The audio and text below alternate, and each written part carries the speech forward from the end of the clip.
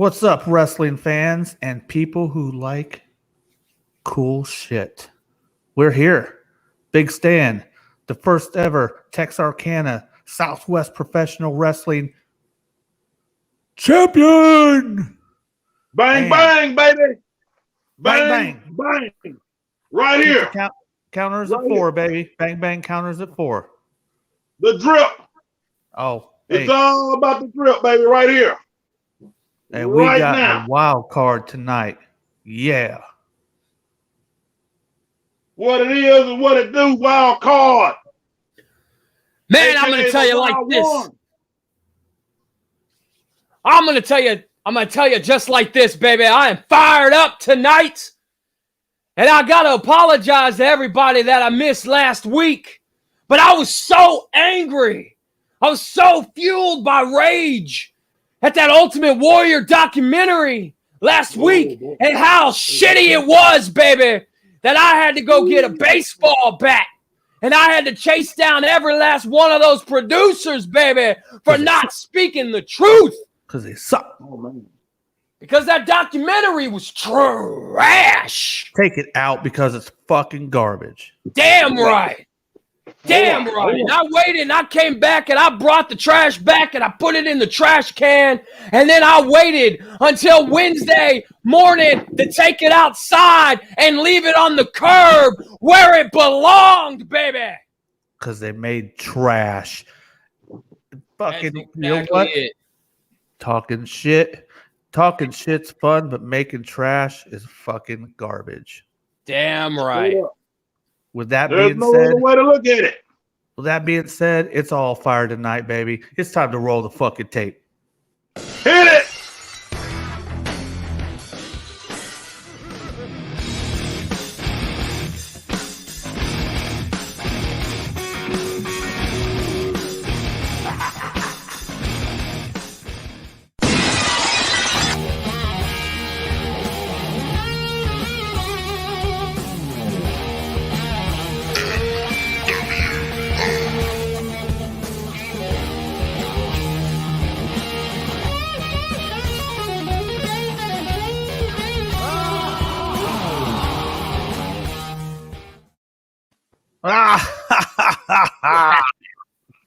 Yeah.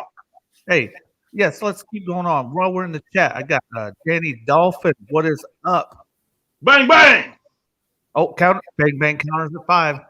We got Cobra Clan. What's up? And Bang, bang. Cobra Clan. McDJ. AC. McD. Bang, bang. I don't know what the counter is, but I'm gonna call it like 8. I don't know. Bang bang.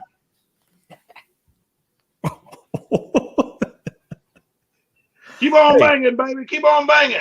Keep that chat lit because you know what? We're gonna have fun tonight, man. We're gonna talk some of the show, and we're also gonna talk with the chat. So get them questions in here and start hitting us. Yeah. Let's go ahead and prelude that, man. We could do a real touch up on the Ultimate Warrior. I don't like it. Anybody that knows how that goes, they didn't talk to Jake the Snake much. That's all I'm saying.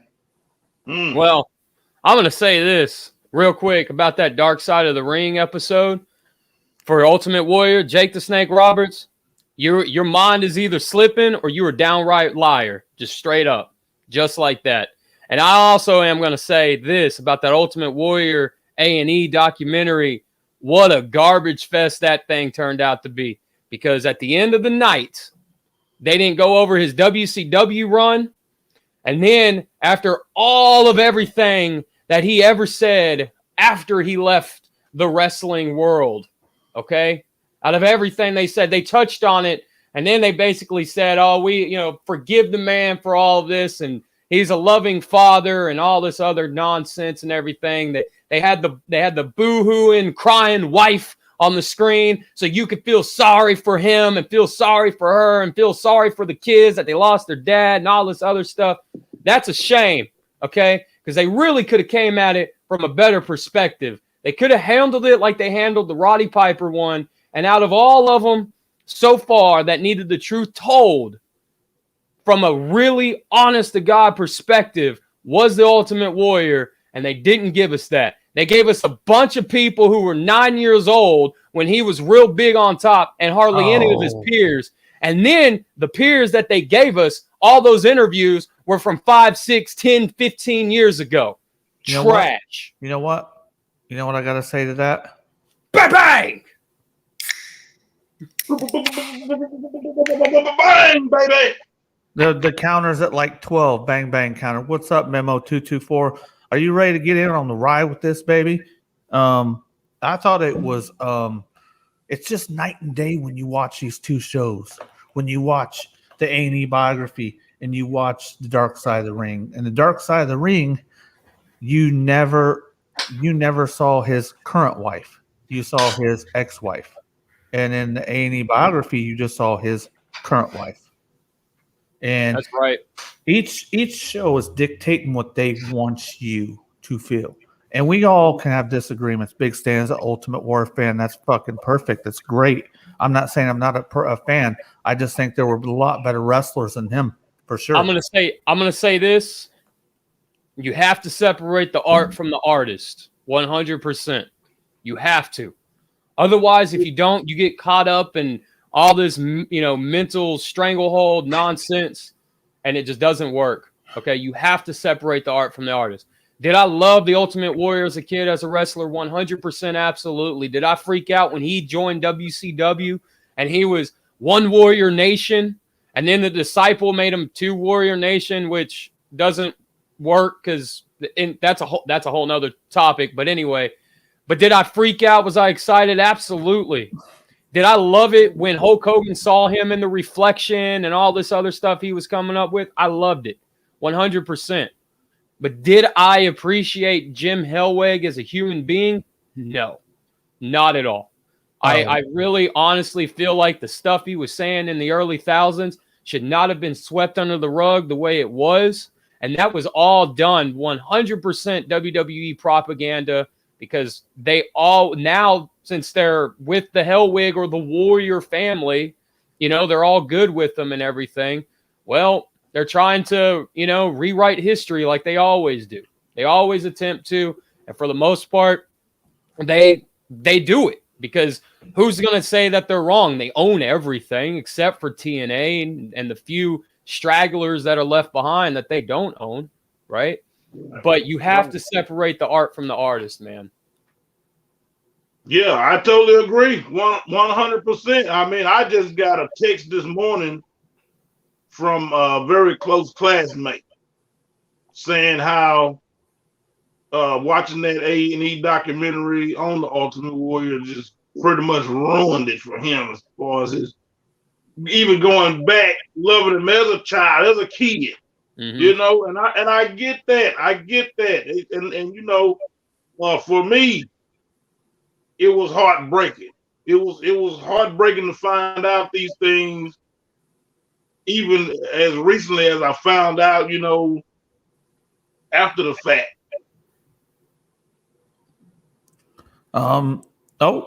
What does Danny Dolphin say? Bang, bang, bang, bang. Let's get into Mick Foley. Let's do it. What'd y'all think of that show? Now, I'll say this about the Mick Foley show. I'm going to say this, and I'm going to get it out of the way quick, fast, like in a hurry. Tonight, and if you don't like it, I'll have 2 words for you. Suck it. All right, I'm back. As I was saying. Although I found out a little later, I came in a little late in the game on finding out a lot of these details. I'm saying all of it to say this. Bigg Stan does not condone those types of actions from the Ultimate Warrior, God rest his soul, from the Ultimate Warrior or anybody. You know what I'm saying? Bigg Stan views everybody as somebody. I don't care what upbringing is, what walks of life that you've had to experience, brother. I've had to deal with all different kinds of things, all different kinds of situations and issues in my life. I make no mistakes. Sorry, I make no excuses for the mistakes that I have probably made throughout my time on this world. And I don't condone people making excuses for their mistake. If you make a mistake, just man up, woman up, say, hey, I made a mistake. I didn't know any better at the time. Yeah. Hey, I lost Shawn Michaels. I'll say it again. I lost Shawn Michaels for sure on that deal too. Right. Be an upstanding individual for whatever it is that you've done in the past, but you have sincerely and genuinely corrected it. I don't recall anybody saying that the Ultimate Warrior made any type of apology. And if he did, then somebody please bring it to my attention. But let's before we get into this, apologize for. Bigg Stan is talking about his comments that he made towards sexual preference people or people with different sexual preference. Okay, when I say different, I mean he considered different. We are accepting nowadays of all that. The word he used, I do not condone, was queers. Okay, that's the word he used. That's some of the speak he's talking about. He also talked about, in his words, black people, okay, and how they act. We don't condone any of that stuff. I know those comments are disparaging, and they got no place with humanity, and they got no place in our show, and we're not going to be accepting of those. Right. That's right. That's right, baby. Oh, okay. That's what we're here for. We're here to have fun. We're not here to condone the wrongs of anybody, no matter who they are. We don't condone that here. The 3 Live Stream represents having fun. The Bigg Stan P.A.K show with the wild card, aka the retro wrestling.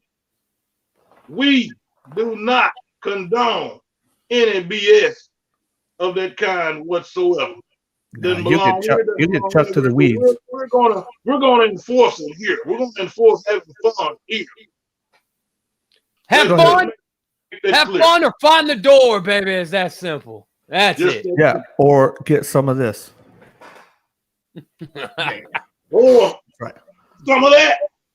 Oh, hey, we only got a couple more shows of this biography, and we're going to lay it on you. So, yes, sorry about that. We're going to get into the Mick Foley show, but it was important that Bigg Stan did bring those things up. But let's get into it. What do you guys think of biography? I just want to say this about the Mick Foley one. It retroactively makes all the other ones bad.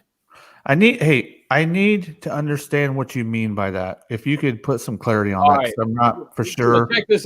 So check this out. Now we've been very lenient. I feel like very understanding. They don't go into things like TNA for Booker T. Okay, when he was with the Main Event Mafia and all this other stuff, they don't go into any of that stuff at all. So they don't go over his entire career. They skip 5 years. Shawn Michaels, they skip 5 years because we say, hey, it's an hour and a half. You can't cram all of this into this and, 40 years worth of history. You can't do all this, right? Mick Foley, did they gloss over stuff? Absolutely. Did they talk about the highest rated Raw segment in history? Rock, this is your life. They didn't touch on that. They didn't talk about that. But what they did talk about is his TNA run. They touched on it towards the end of it, and it really honestly shows that they really could have gone over all the other they could have fully gone over everyone else's career. Now, they did go over Piper's, and Piper's, I would say Piper's is the best so far, and then Mick Foley's is right underneath that. But it really honestly shows that they could have gone into TNA for Booker T, and they didn't do it. They really could have gone deeper into Shawn Michaels, but they didn't do it. It was like there are certain points that they could have hit for each and every one of these wrestlers, and they hit them all for the most part with Mick Foley, and they really could have done that with everybody else. Yeah, right? Let's get Danny Dolphin some love here because Mick Foley is the best. He is in my top 5, so I will show you on that. Bang bang. That's right. More legit than the Mick, baby. Bang bang. That's right. That's the first thing.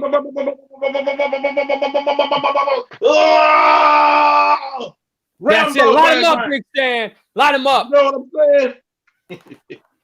Light him up. And I'm just going to say this right now. Danny Dolphin saying that Mick Foley is the best is the first thing that she said that I have agreed with. Yeah, because you gotta watch out for Danny Dolphin, G. You know what I'm talking about. What's up? Hey, come on, chat. Light it up tonight, man. And put your Mick Foley comments on there. Put your favorite comments. Or sorry, fucking live TV. Hold on. Chat. Put your favorite Mick Foley moments in there. I'm pretty sure I know what most of them might be, but get it up in there. We'll put you up on screen tonight. Well, Danny Dolphin just said the second thing that I agree with. A true entertainer. Oh, good Lord. Talking about you, Bigg Stan. Let me get this on out real quick. Let me lay this on everybody real quick while I'm thinking about why we're hot and heavy. Well, we're rolling hard right now, baby. I want to go ahead and put out my favorite moment and my favorite memory of Mick Foley. This is what really latched me on to Mick Foley. This is what locked me into him right here. Okay. WCW. Hey, Bigg Stan. Before you get going, every comment that we get gets a bang bang. Every agreement gets a bang bang. So put it out there. Go ahead, Bigg Stan. All right, here we go, baby. We're swinging and banging right here, right now. Letting you know, WCW around 1992. It was Mick Foley getting ready to roll into his feud with Big Van Vader. Another one of my all-time favorites. Yeah.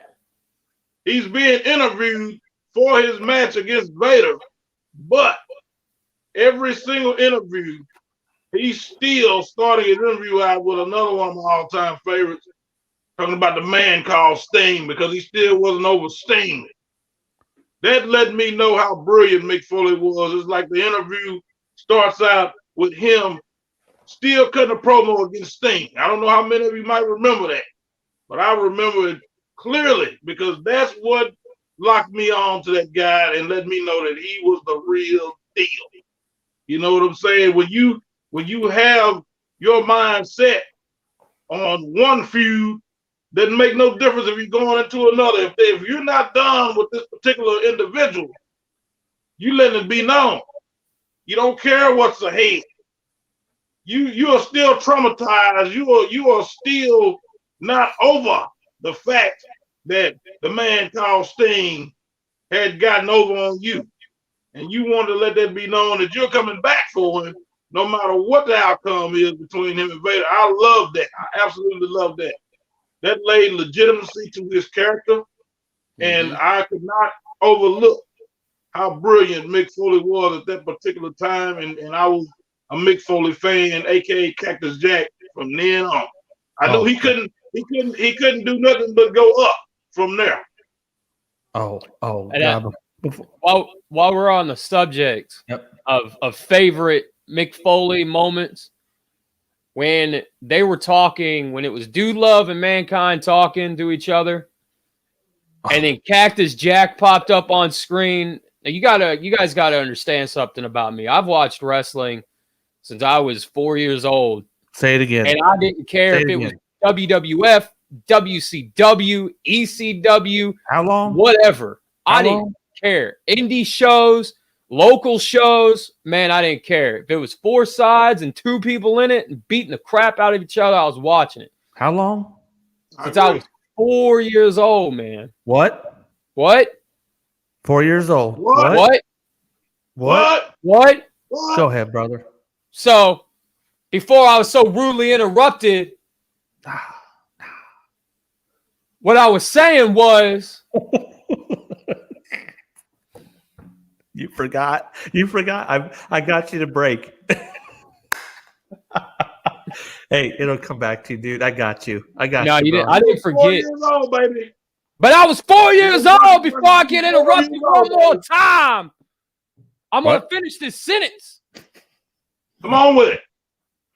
If you don't stop rushing me, I'm going to come up there and I'm going to take your title away from you. And then I'm going to ship it back to you because I feel bad because the shows won't have a champion. Or at least a belt anyway. Well, brother, you know there has been many that have stepped up and tried, brother.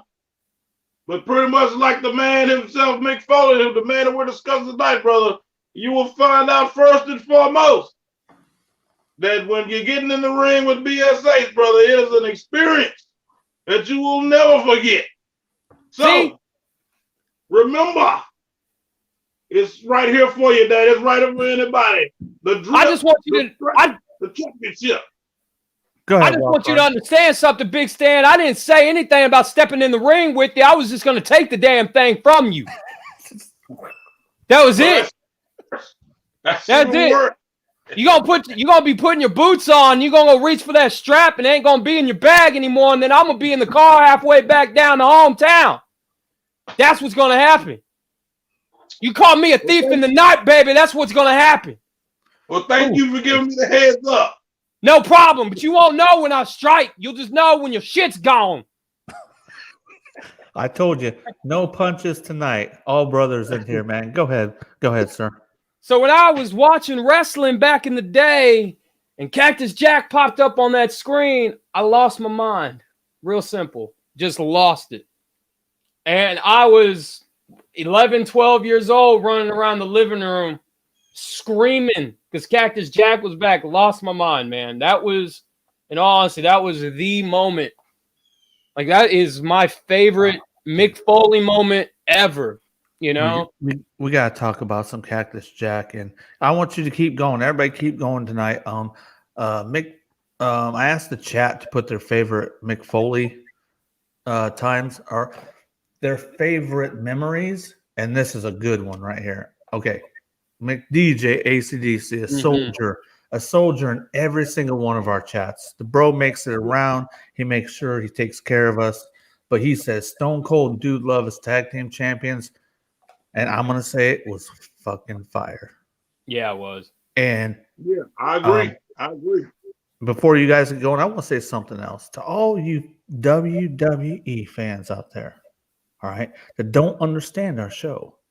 We are wrestling fans, and this is what wrestling fans do. We bring it live. We have fun. This is what the people who watch the guys that we love, this is what we do. We just talk some shit, we have some fun, and we talk about some wrestling. So if you ain't down with that, suck it. Go ahead. More about the show. Well, let me put it to you like this. All you WWE/WWF fanboys, if you don't understand what we're talking about and it can't click in your head, in your thick skulls, I'm just going to tell you real simple. If you don't like it, you're going to go down. Down where? Down there. And in case you didn't get it, it's a WCW reference, punk. That's right. We got another moment here. Okay, McDJ, make sure we talk about this. We're going to have a full section of Hell in a Cell. Yeah. Okay. Hold on. I got to take a minute and think about the man who both the guys that performed there and the things he was willing to do. He said he wanted a payday, but you know that man has love for what he did like no other. Absolutely. Yeah. So we are going to get some. Make sure in about 20 minutes, we are going to talk about nothing but fucking Hell in a Cell. If you're willing to get into any sport, if you're willing to get into anything that sacrifices your body the way that wrestling does, the way that football does, baseball, hockey, like anything like that, construction work, you know, like you're out in the blazing heat, all this stuff. If you're willing to do something like that, you have to love it. You absolutely have to love it because you got to know 10, 15, 20 years next week, you know, there might come a time where you're going to wake up in the morning and you can't get out of bed. You got to lay there for 20 minutes before you can find the strength to get up because your back's so jacked up. Yeah. You got to understand that next week, there might come a time where you hit the ring rope wrong, fall out, break your neck, right? You got to put all of this stuff in the, subside it, put it in the back of your mind and don't let it ever come to the forefront. Because if you do, it's just, you're not going to do it. You're not going to jump from that top rope. You're not going to, drop a leg, body slam, nothing, right? If you're thinking about it tomorrow. So you really got to love what you do. And Mick Foley 100% loved what he did. You know what? Let's let Bigg Stan. You could see the conviction he had, the way he was able to put his body on the line. You may want to do that and not have the ability, he had the ability. And everything that Wildcard just said about what a wrestler goes through, why don't you elaborate on that, sir? With you being in the trenches and experiencing that firsthand, why don't, if you're comfortable, if not, we'll go on, bro. It's no big deal. No, naturally, quite naturally, going into the business, I already had it set in my mind that I'm going to be able to go back and say I did everything that I wanted to do in order to prove to myself, first of all, that I gave everything that I had to be able to earn the right for people to say that guy right there was a professional wrestling machine. Nope. It's not just a catchphrase. It's not just another name. I take that very seriously, brother. When I go into the ring, I'm giving well over 100% to those people that pay their hard-earned money to come and see Bigg Stan. Those people are there to see me to put on a performance better than the last time. I know this. I don't have to ask anybody anything when it comes down to that, because it's a natural correspondence that you have when you are in that world.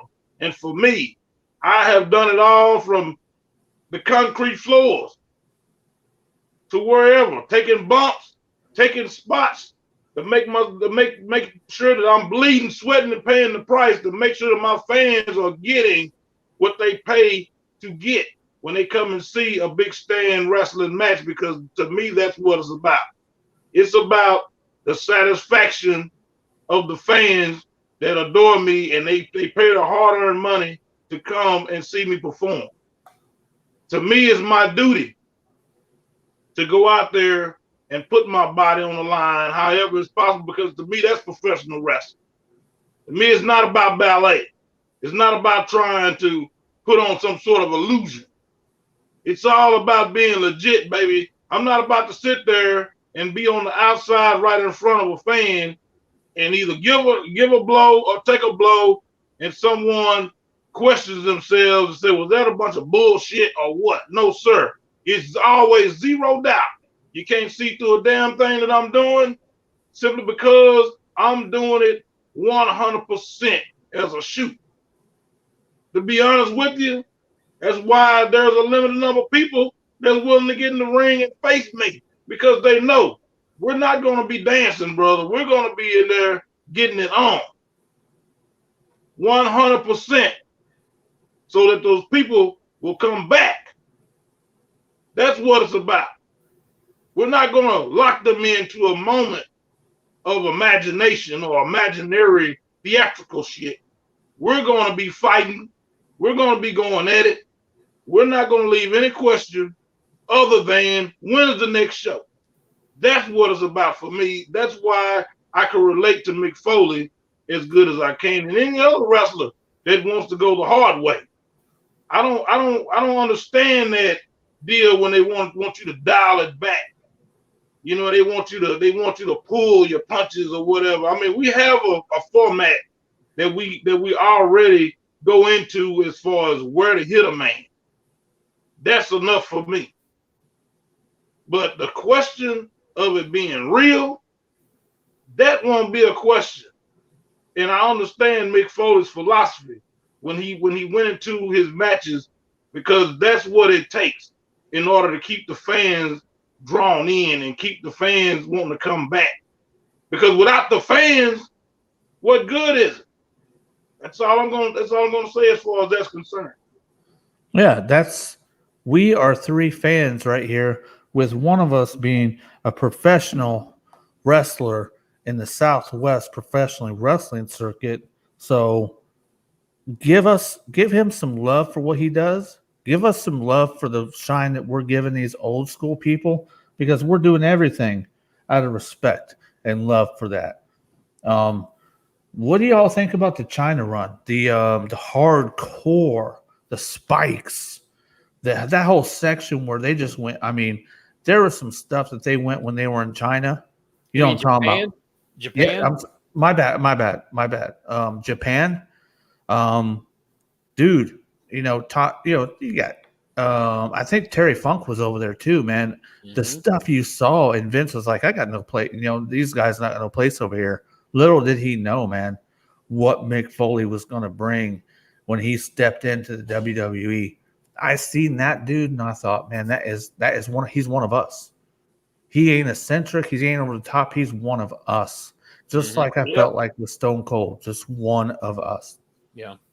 So, yeah, talk about what you might think about the Japan stuff, because that stuff is fucking crazy, dude. I think Japan is already legit. You know, it's like with Japan, you're gonna go over there and you're gonna go the hard way. Mm-hmm. You're gonna get hit for real. And it's like for them to do that type of match that they were putting on with the death matches and everything, that raised the level of legitimacy, you know, that much more. I mean, because you have to first of all be a crazy son of a bitch to be a wrestler. Yep. An actual wrestler, like to go in there and swing and bang bang. You know what I'm saying? Do it. The swing and bang, baby, like you're supposed to. You gotta be a crazy son of a bitch. I don't know another way to explain that or describe that. You do have to have something going on up here that has to be questioned at the end of the day. Well, and it is what it is. And you got to think like this. You got to think of it like this too. Mick Foley, when he was in WCW, WCCW, the NWA, all of these places, he's throwing his body around. He even said in the documentary, "Oh, it's a back body drop. It looks good in the ring, but it's going to look even better when I hit the floor," right? And the floor has no give. So you got all these people. Ric Flair is like, "Dude, stop it. Sting, stop it. What are you thinking, man?" Yeah, I'm glad you touched on that point. Yeah, go ahead. But then you got to be in a mindset, man. You got to think when you're in Japan and you're doing death matches, you're planning this whole thing out.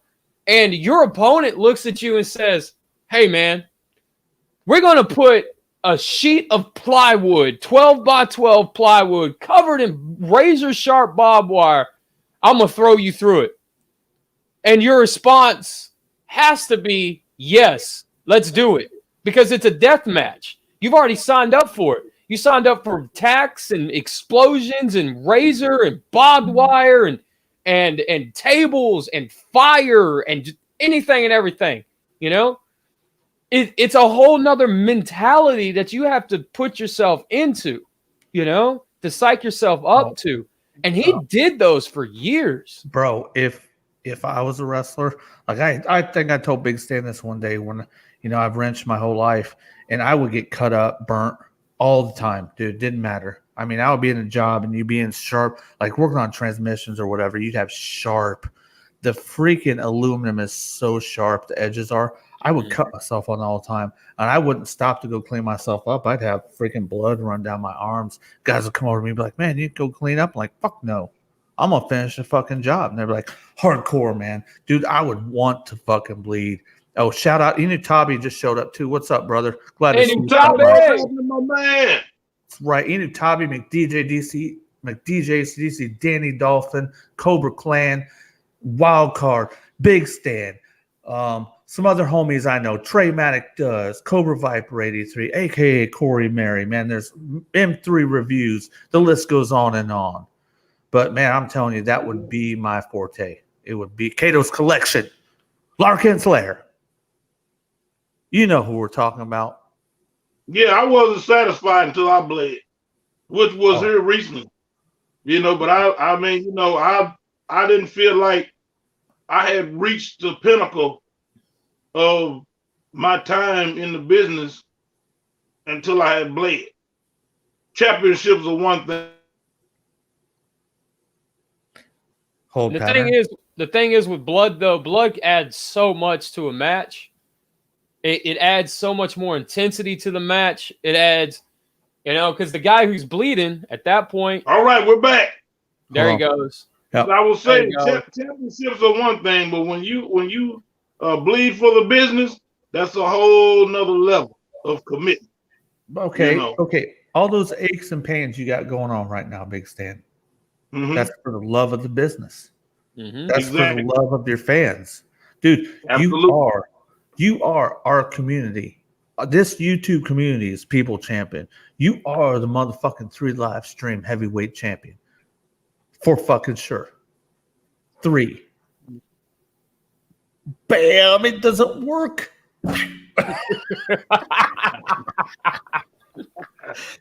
Hey, I didn't get it. Right on. Right on. Yes, But dude. I am most grateful Yes. and definitely honored and most humble for those accolades, brother. You know, because I'm here as a man that's committed to everything that I love, and everything I do it because I love it. You know, and I just appreciate the recognition. It's it's stuff like that. If I can just get appreciation for it, it's all worth it. Just the recognition is worth it. For sure. For sure. Okay, pretty soon we're going to talk about Hell in a Cell because good Lord. I mean, so before talking about Hell in a Cell, let's see. Inutabi says, so Foley got a break in the WWE due to JR. They did discuss that in the biography, and JR was an advocate for him. Say what you will about JR, whether he likes certain people or not, and whether everybody has their preferences, but he was not wrong. He was not wrong. I mean, I also want to put out there, you got Mankind, Dude Love, Cactus Jack. Y'all could probably guess which one of the 3 was my favorite. Had to have been Cactus. Cactus was the catalyst to all of it. Yeah. You know? But let me make this statement while it's on my mind. I feel like it was guys like Cactus that really saved wrestling, especially at a period where it was being questioned the most as far as its legit. Circuit 1998, 97 for sure, brother. You know, he really brought about a shot in the arm for the business. You know, when the steroid scandals was going on and a lot of the legitimacy was being questioned. You know, he really helped to provide a lifeline at a very critical time for the business.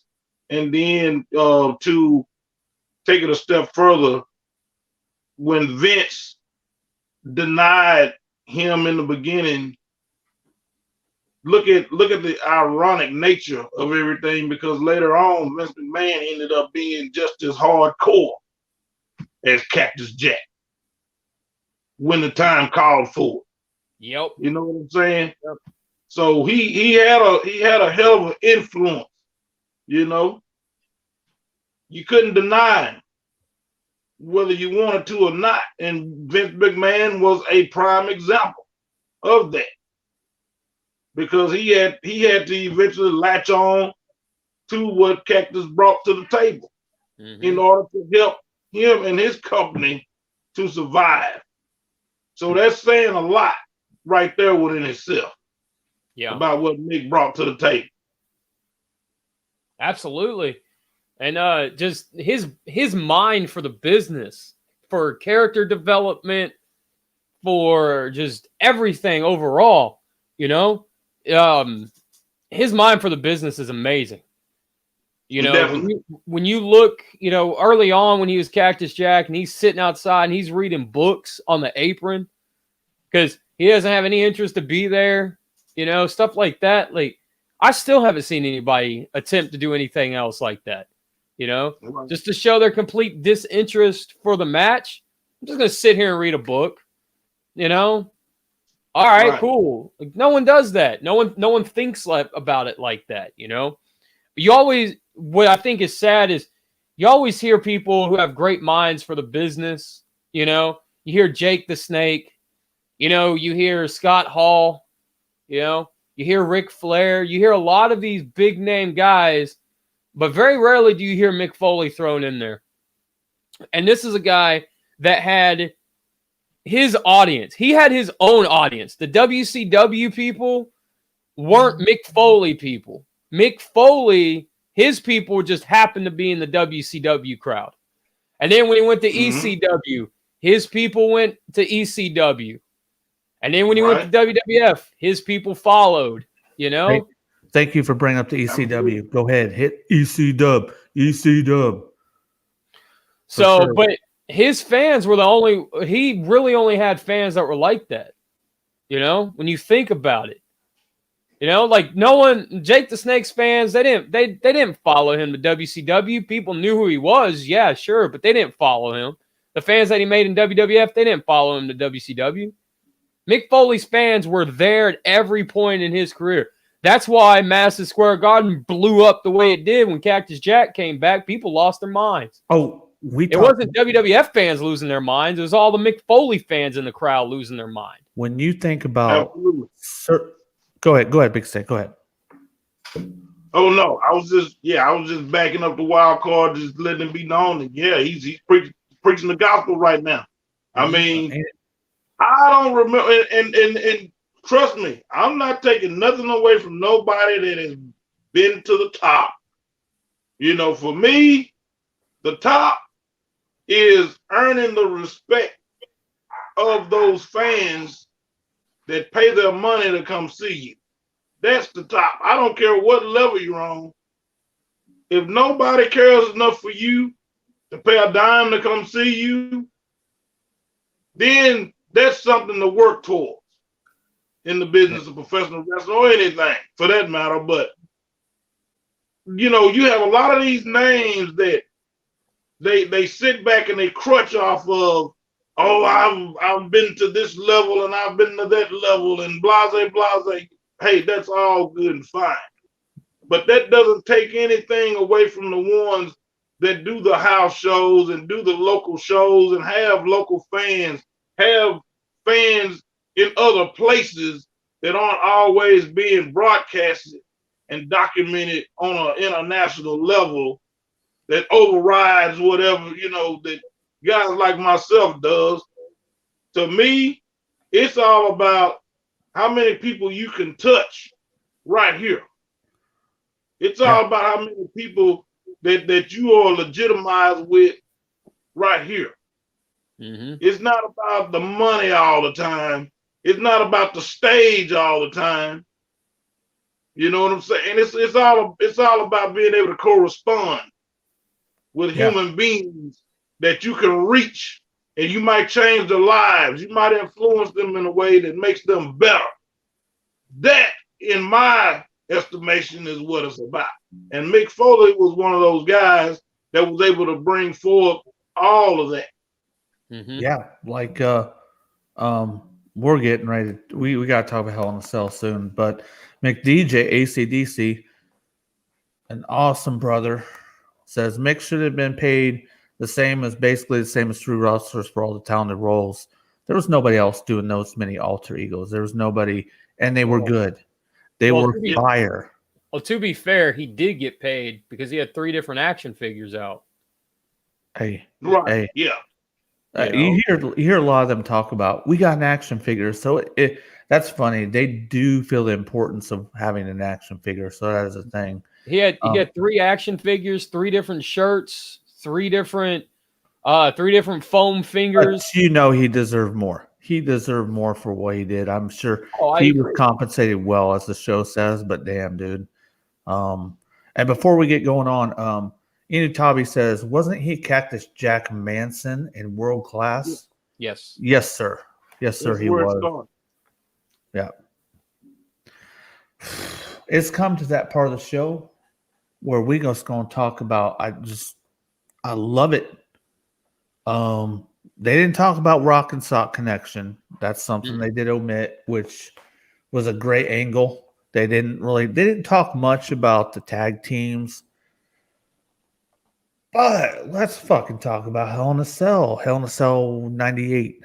Okay? Goddamn, dude. Just what the fuck happened, man? What happened? So I'm going to say this going into this conversation, man. Still, okay. You know, how do you still like, after 98? 30, has it been 32 or 33 years? Let's see, 98. Sorry, drunk brain. 98, 2000 would be 21. Yeah, you were 21 years removed. That'd be 23 years. Okay, go ahead. Go ahead, but so like going into this match, man, when I was watching it, you know, first time watching it, I was like, man, how are you going to top Shawn Michaels and The Undertaker? You can't. I mean, that match was brutal. It was awesome. It was well executed. You know, the cameraman getting knocked over, the whole thing. You know, how do you top that? You can't. And then Mick Foley comes out there, and the whole fight starts on the top of the cage. And I remember watching that for the first time, man, and I was just like, "Oh shit!" Oh yes. Oh, there's nowhere to go but down on this damn thing. Yes, keep going, but shout out to the commentating crew. Yes. He just killed him. He killed him. Yeah. Yeah. God, dude. Yeah, man, just watching that for the first time, and just like Undertaker in this documentary said, I think what everybody felt at that time. He said, you know, oh God, Mick, please move. Just please start moving. And that's how I feel like everybody who watched this for the first time, I feel like that's how they felt. Like, holy fuck, please just start moving. Okay, Bigg Stan, everybody in the chat, who was there and watched that pay-per-view? I was. What was your reaction when you saw him thrown from the top, just the top of the cage? I was like, dude, I was like that, dude. I was like, whoa, what the fuck, dude? I didn't, honestly, man, when it happened, when I saw it the first time, I didn't even register the fall. I registered the table hit and him laying there, but I didn't register that he got tossed off. You know what I'm saying? It was like I saw it happen, but there's a part of my brain. Yeah. But bro, there was a part of my brain that was like, that couldn't have just happened. But it did because he's laying in the table. You know what I mean? Like just, and I just sat there dumbfounded. I wasn't in shock I was just like, Undertaker just killed this dude. Yeah, like legitimately killed him. Tommy watched it. McDJ AC/DC watched it. Yeah. Danny Dawson saw it. Yeah, I thought he was dead. I definitely thought he was dead. Hey. And honestly, I'll say this: when they pulled him out on the stretcher, I was like, "Oh, thank God, it's over." Oh well, did anybody who watched that show? I was watching the Undertaker's mannerisms, and you could tell he was shitting bricks. He said in the show, he's like, "Mick, just move." Yeah, because Mick talked him into it. Undertaker kept saying, "No, we're not doing that. No, dude." I mean, even though they try not to break character, when I watch it, I could tell that Undertaker was seriously concerned. What I thought was really interesting years ago about that whole thing, Undertaker, on one of his DVDs, he talked about this moment, and he said that he had an out-of-body experience when Mick Foley was flying through the air. He said that he saw the top of the cage, him standing there, and Mick falling through the air. He said he had an out-of-body experience. And that just, it says it all, you know? And then, you know, to go into this documentary and him building upon that by saying, you know, for whatever it was, like 2 weeks, a month, whatever, no, I'm not doing that. No, I'm not doing that. No, I'm not doing that. And then he does it. And then, you know, it's building upon, you know, him, please, Mick, please move, please move, please move, you know? Yeah, go ahead, Bigg Stan. Man, hey, you have to get in where you can fit in sometimes because we like to run our giblets on here, bro. We like to talk some shit. You know, I'm less of a talker. You know, I'm with it, man. I mean, I enjoy listening to you guys' stories. You know, I just agree with what y'all are saying. I mean, it was really, truly mind blowing. Damn, no. Think about it. Still to this day. I mean, it needs to get all the respect, man. And that's just the first part. We're just talking about a section of it. There's more to come. There's a lot more. It's just like when I was talking about Shane McMahon. You know, he's probably one of the few, along with Mick Foley, that you can just respect on a whole other level, just because you know the amount of risk that they're willing to take, and with the lines that they will exceed, you know, in order to just to pull off certain things that you know you just don't believe it, because you know it's just that defiant. When it's all said and done, you know, you're just like, man, I cannot believe he just did that, you know. And for these guys to be able to live afterwards, it says a lot about their spirits, you know. It says a lot about, as Mick would say, the intestinal fortitude. Look at it. I've done little small shit, you know, and we have, man, are you okay? Are you okay? But that kind of situation like that, where you are thrown several feet, there, it's you versus gravity. Gravity ain't losing, brother. We're going to watch. We're going to watch. There it is. It's right happening right there behind you. I mean, there it is. Oh fuck, dude. And I want to say this, dude. Was there even a crash pad underneath that damn table? I don't know. It wouldn't have made any difference. He does. Stop, right? Yeah, no. I'm gonna get to the rest of it. Yeah, and I just want to say this to Danny Dolphin in chat. She said, "I tossed my sister off her bunk bed soon after what Mick Foley did, and I just want to say good, because she probably had it coming." Amen. Amen. Yeah. Wow. Right, we pull no punches here. You don't like it? Too bad. Well, man, I will powerbomb my brother every chance I got. So I would powerbomb on the mattress, but still, you know, I got a lot of practice powerbombing. I powerbomb my Brody. So, you know, next time he gets a chance to get on it, I'm pretty sure that he'll elaborate on that a little bit. Dude, do you look? I know I don't give a fuck to them. I don't usually do this a lot, but look at Vince McMahon's face. Look at his face, dude. Yeah. He's like, I think that's the face of, oh, fuck, he's dead. It is. That's what they call him immortal shit right there. You know, they called Hulk Hogan immortal for a long time, but brother Mick Foley was the real deal. He was immortal straight up. It wasn't no gimmick. Let me put it like this: Hulk Hogan might be immortal, but Mick Foley is God. Okay. Yes. Hey, he doesn't throw no punch. That's right. Let's continue the match. He lays there for a while. I mean, as you can see, he lays there for a while. He doesn't move. I mean, I remember, I think me and my wife were sitting there, and I mean, we were just like, you're like, you don't want to see anybody hurt. You don't want to see anybody killed. And I honestly didn't know for sure. And when they stretchered him out and then he came back, oh God, hey, let's talk about when he came back. When he came back, I want you to think about this. When he came back, he got off that stretcher and came back with a dislocated shoulder. Who does that? Who does that? Right. I mean, you can see him right there. He's holding his shoulder, you know, and then see when climb the cage. Look, he's climbing the cage. It just, come on, man. We have these moments where Austin took the pile driver and he wasn't supposed to walk and he got back in.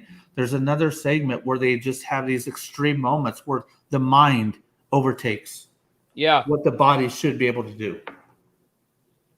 And I like how they said, you know, when he got choke slammed on the top of the cage. Right here. The cage wasn't supposed to give away. It was just supposed to kind of cave in a little bit. Yeah, I'm going to watch this. This is after he got thrown off the top. Yeah, right there. And watch where he lands. Oh, damn, dude. Now there are parts of a ring that are harder than other parts of the ring. Absolutely. And you know where he landed is not the softest spot of the ring. That's closer to the apron area. He'd have had a little give if he hit dead center. Mm-hmm. Hey, in all honesty, though, what is the weight between Undertaker was what, 310? Undertaker during that match was 330 pounds. Mick Foley was roughly. I really did think 330, but I thought I was over exaggerating. Okay, 330. Yeah. Undertaker there is about 330, and Mick Foley there is probably about, I'd say, like, probably at his mid-size WWE, so he's probably like 270 right there. Yeah, he's kind of heavy during this time, but I think I understand why he was like that. People may say he wasn't in shape or whatever, but his body was able to sustain that kind of what I want to say, punishment. Mm-hmm. So he knew what he needed, I guess. So you're looking at like 600 pounds, and then the force driven. I mean, yeah, that ain't going to sustain that. Undertaker said in the documentary that you could, when they were walking, you could hear those little ties that keep the wiring together. They were going ding, ding, ding, ding. Well, you could hear it on the documentary itself when they're walking across the cage. You could think hear about the love for the business. You're up there probably from the beginning, and you're hearing the thing just come apart. You just keep going. People understand, yes, money is a factor, but not all the factor. Love for the business, love to entertain people. That's what's really happening. That's what the motivation is. Absolutely. And then right here, he pulls the thumbtacks out, man. And that. Oh, God. Yeah. Oh, Undertaker said, we stop it. We got to stop it. Mick had to do his thumbtacks. Yeah. Absolutely. And this is something that I don't think, a lot of wrestlers understand today, like on like AEW, WWE, like a lot of these guys, right? They don't fully understand that none of this right here during this match, nothing that happened here watered down anything before it, right? Like him falling through the cage didn't water down the fall from the cage. The thumbtacks didn't water down the fall through the cage, right? But nowadays you see, here comes the thumbtacks, here comes the chair wrapped in barbed wire, here comes this and here comes that, and it's all in the same match. And I don't care what you say. I mean, yeah, you can make the argument that he's forced to sell all of this because of what he just went through. Fuck that right? argument. But I'll say it, man. Like nowadays you would see something like this, man, and like somebody like Kenny Omega would like nip up out of the thumbtacks and then do like some kind of Frankensteiner, something or other, then go to the top rope and do all this other crazy shit. It's like, watch that match and watch how none of what happens waters down what happened before it and what happens after it. What I wanted to show, the reason I rewound it, is look at the Undertaker's mannerism.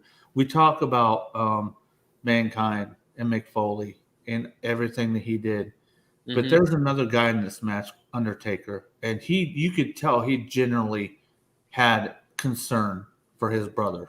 Okay. Just because they're opponents don't mean they don't respect each other, and some of them are brothers. When you watch him, look at his exhaustion. Look at it. Like, oh, he's done. The exhaustion. And you know what I think? I don't think it's from the physical. I think it's from here just worrying about his brother so damn much, because this up here, when you overwork it, man, it'll wear you the fuck down, dude. Yeah, and I got it. And I bet you that whole pin, for 3 seconds, he was begging and praying, saying to himself, please don't kick out.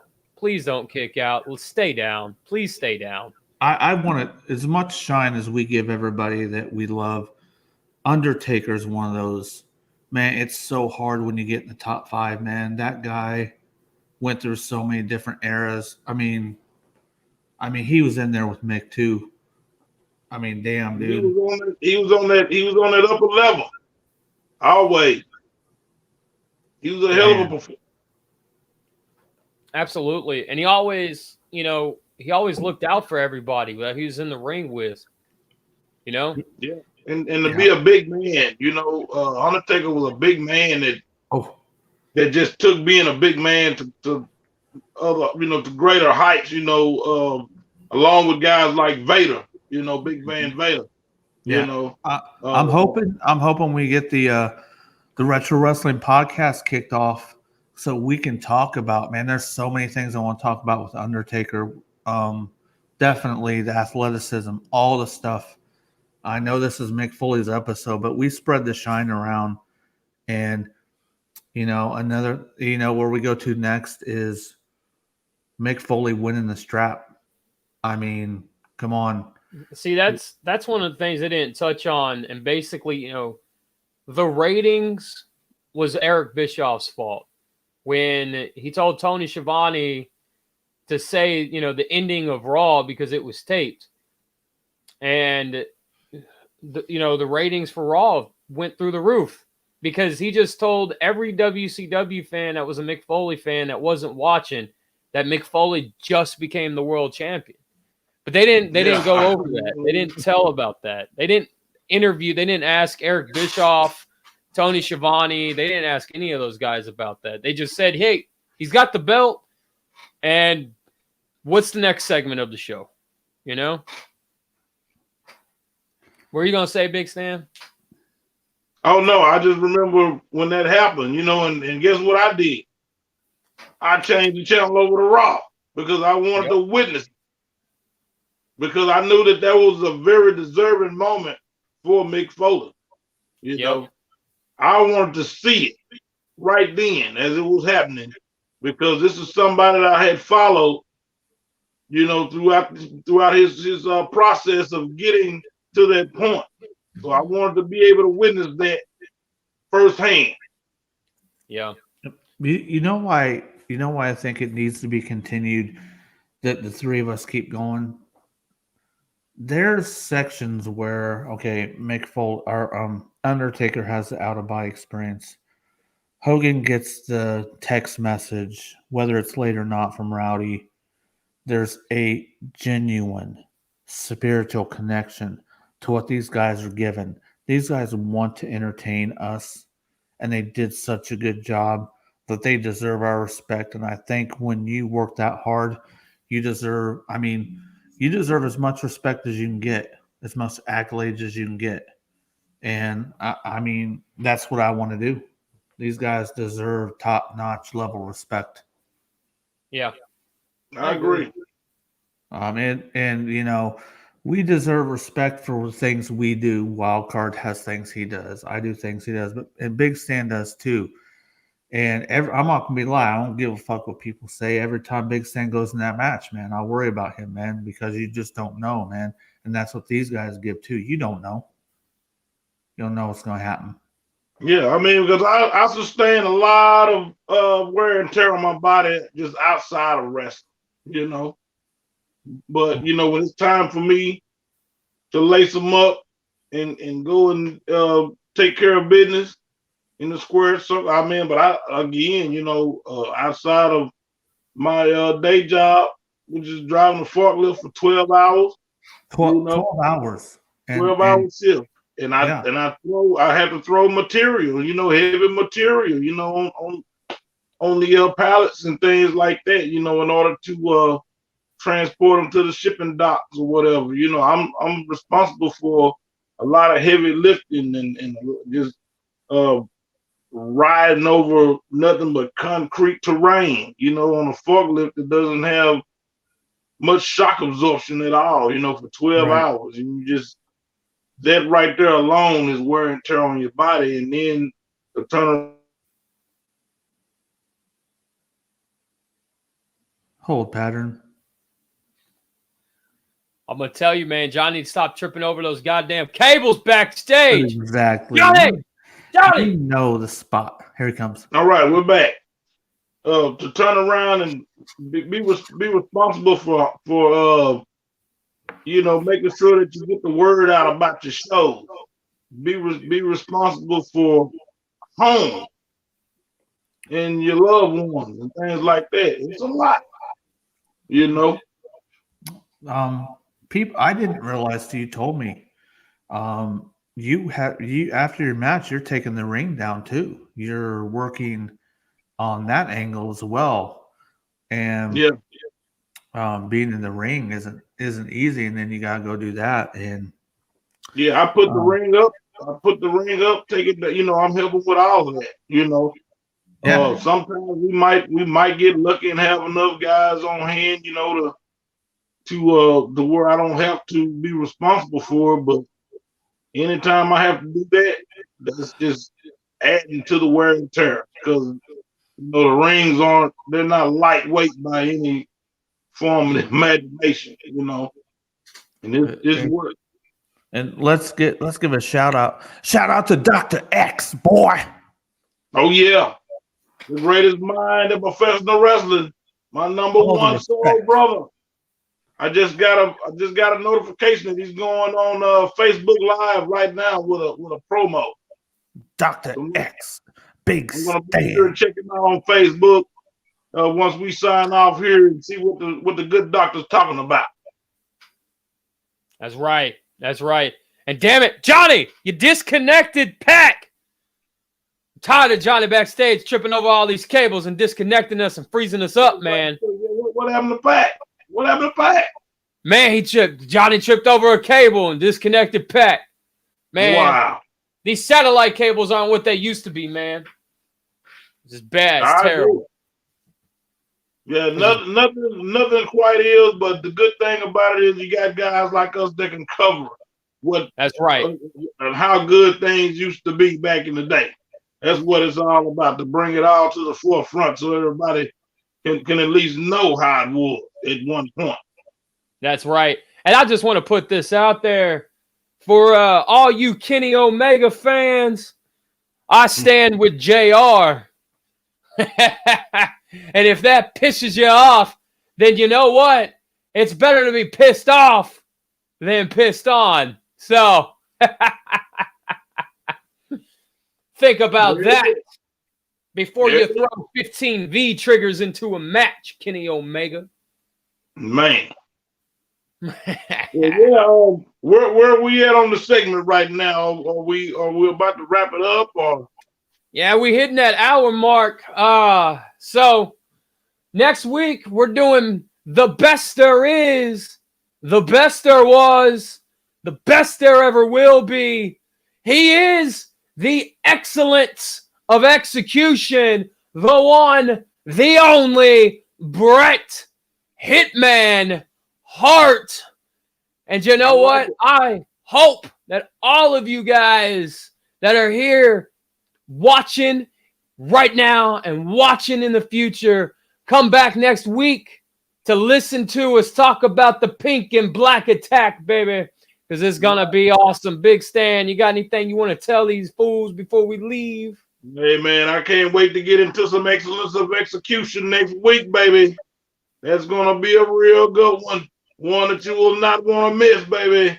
Oh, and for everybody that's been keeping up with the Bigg Stan in-ring wrestling schedule, as of right now, we are approaching a postponing for this Saturday's Southwest Pro Wrestling Brewery Brawl event. Looks like the rain forecast is going to be overpowering the show, so we're going to have to postpone it to a later date. Right now, we're looking at possibly July 17th or July the 31st. Either way, we will keep you posted here on the 3 live stream, baby. So just keep it locked with us. P.A.K Daddy is back. What you got to say about it as we get ready to get up out of here? Dude, I just got a screen that said something went wrong. So I just restarted the computer. It happens. Hey, that's, as you say, brother, that's all a part of being live, baby. Live. That's right. And I'm gonna tell you, Johnny, I know you can hear me. If you trip over another cable, I'm gonna come after you with my baseball bat the same exact way I came after those producers who made that Ultimate Warrior travesty. Yeah, Johnny. Damn it, Johnny. Johnny come lately. Johnny in the spot. You know what? Get your thing together, baby. You can edit something. You can shine it up real nicely, and you can turn it sideways and stick it up your ass. But you got to do it live. Just remember, it doesn't get any more live than the 3 live stream, baby. Yeah. So if we don't got no more questions, I think we're about ready to bounce. Shout out to everybody that was hanging and banging with us in the chat. Bang! That was a good one, dude. Hanging and bang. Bang. Yeah. Bang. Woo! Get it, Pack Daddy, get it. That's right. Fuck it. That's right. Oh, so all right. So now's the time when we're shout out all the people that joined and that couldn't be with us. So whatever you think about, hit them up. DJ ACDC, Danny Dolphin, Cobra Clan, Inu Tabi, all the people that weren't with us tonight. Who else was with us? Was Marcos wasn't with us tonight, was he? Yeah, I don't know. I'm gonna have to check up on him, man. It ain't like him not to show up. Mimo 224. Good job, sir. Hey, you know what? Keep the shout outs going. Freaking Trans Aaron 38, Sardo Numpspa 82, Cato's Collection, Larkin's Lair, Artistic Treymatic, or on YouTube it'd be Treymatic Does, Cobra Viper, AKA. How you gonna forget Crimson Raptors? Oh no. Oh no. What about Lavoja Stevens? Yeah. Skydro Walker, boy. All the guys that support us, man. I do apologize if we miss. Who? The one and only Bruce Banner. Bruce Banner. Casual collector. In the house, baby. Keep them coming. Keep them coming till I hit the end broadcast. That's how it works. Pop the trunk toys. Can you dig it? I'm gonna drink another beer.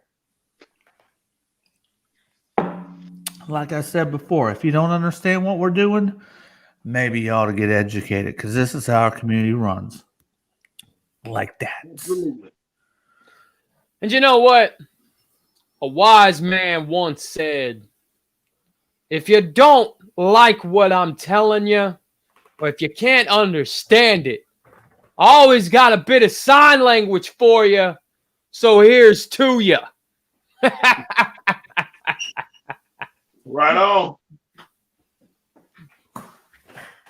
Well, I guess with that being said, we're going to go ahead and sign off. But you already know we'll be right back at you next week. Oh, man. So much fun with everybody. I do appreciate everybody coming. But with that being said, I want to give a special thanks to Wildcard. Love doing these shows with you, sir.